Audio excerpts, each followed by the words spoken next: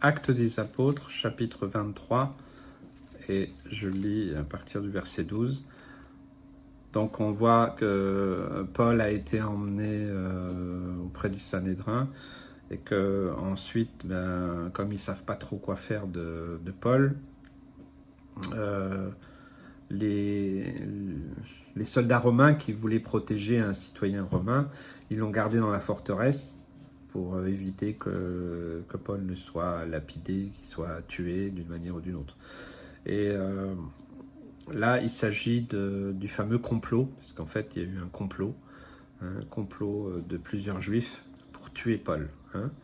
Et donc, le tribun a reçu un ordre, c'est de le conduire en sécurité à Césarée. Verset 12. Quand le jour fut venu, les Juifs formèrent un complot et firent des imprécations, pas terrible ce genre de choses, contre eux-mêmes. Ils se disent, ouais, si je ne fais pas ça, voilà ce qui m'arrivait.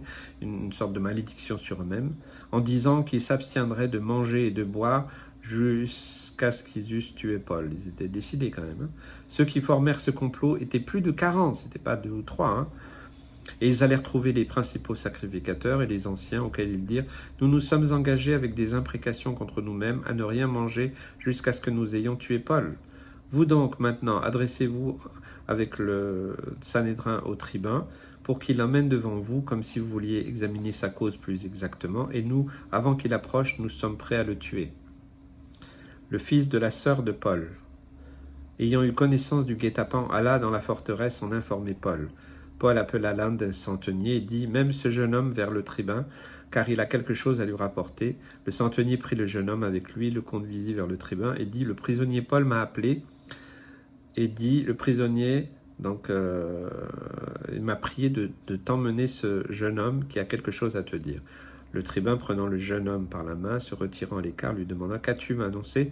Les Juifs sont convenus de prier d'emmener Paul devant le Sanhédrin demain, comme si tu devais t'enquérir de lui plus exactement. Ne les écoute pas, car plus de 40 d'entre eux vont lui dresser un guet-apens et se sont engagés avec des imprécations contre eux à ne rien manger jusqu'à ce qu'il soit prêt pour le tuer, quoi. » Donc, voilà, il a aussitôt rassemblé des 70 cavaliers, 200 soldats, voilà, c'était à 3e heure de la nuit, et ils ont pris Paul, et puis donc ils ont décidé de le conduire au gouverneur Félix, et donc il fait une lettre, voilà, et ils ont conduit Paul, ils l'ont conduit dans la nuit jusqu'à Antipatris, vous voyez ça, verset 31.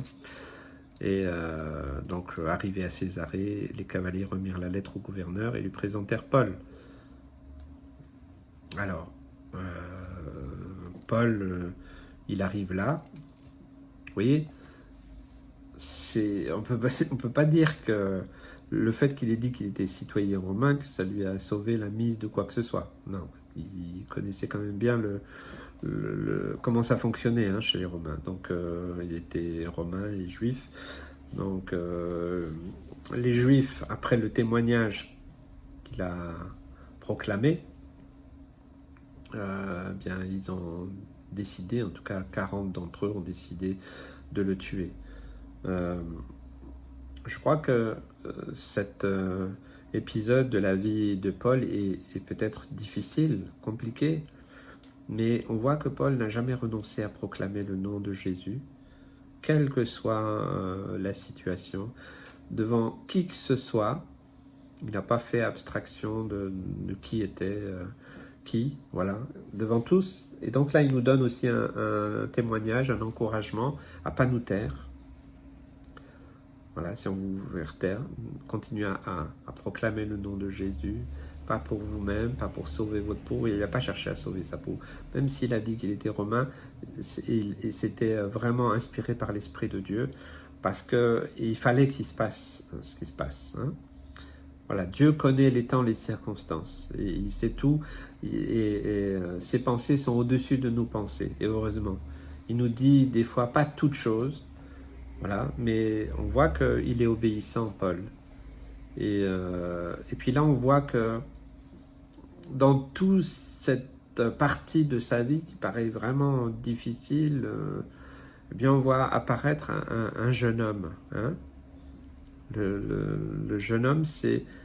Donc Paul avait une sœur, et donc qui avait un fils.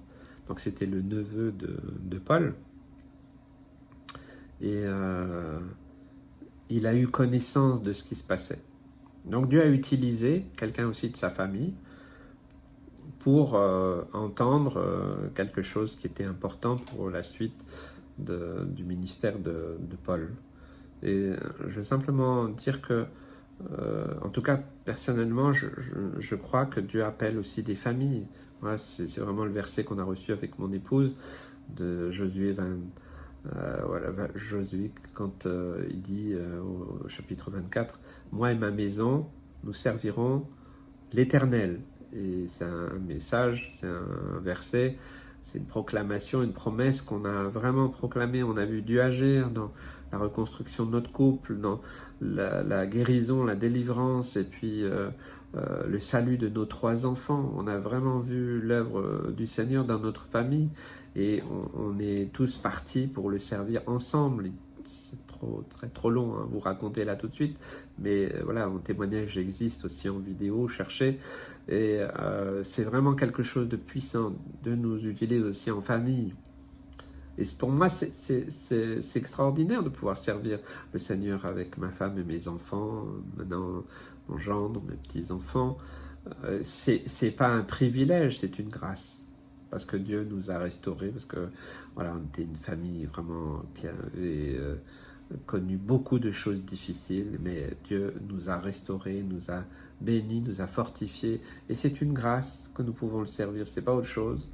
Et c'est vrai que c'est pas facile pour, je sais, pour les enfants, pour mon époux, c'est pas facile quand le papa, le mari sert le Seigneur, et que voilà, j'ai toujours été très engagé, et c'est des fois pas facile pour les autres de la famille. Et là, j'imagine la sœur de Paul, son fils même, eh bien voilà, ils ont entendu ces choses, comme qu'on voulait faire du mal.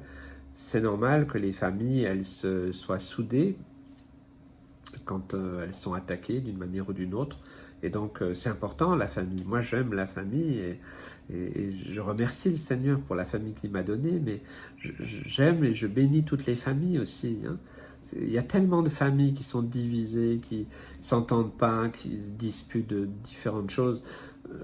Quand je vois une famille qui est unie, qui est solidaire, c'est formidable. Et là, on voit là, que la famille de Paul... Donc, Paul avait aussi un bon témoignage dans sa famille, puisqu'il est bien question de sa sœur, de son neveu, là, dans ce texte, et qui ont aussi participé au ministère. Et en cela, eh bien, je trouve ça vraiment rassurant, encourageant, parce qu'on a tellement dit de choses sur Paul, qu'il était ceci, cela, misogyne, machin. J'ai entendu beaucoup de choses, mais je vois que c'est un homme plein d'amour aussi, de compassion, et qui sait aussi écouter. Vous voyez, c'est un jeune homme, on ne connaît pas son âge, peut-être un tout jeune homme qui va quelque part permettre au Seigneur de sauver la vie de Paul, parce que ce n'était pas encore son temps. Et Dieu peut utiliser des membres de nos familles, peut utiliser des gens autour de nous pour nous conduire plus loin. Vous voyez, parce que là, humainement, on pourrait dire, ben ouais, là c'est bientôt la fin quand même, hein. Ça va mal finir. Mais le Seigneur a des ressources que nous n'avons pas. Et c'est pour ça que c'est important aussi de prier, de bénir, d'avoir des bonnes relations avec nos familles, même si vous avez dans vos familles des membres qui ne suivent pas Christ.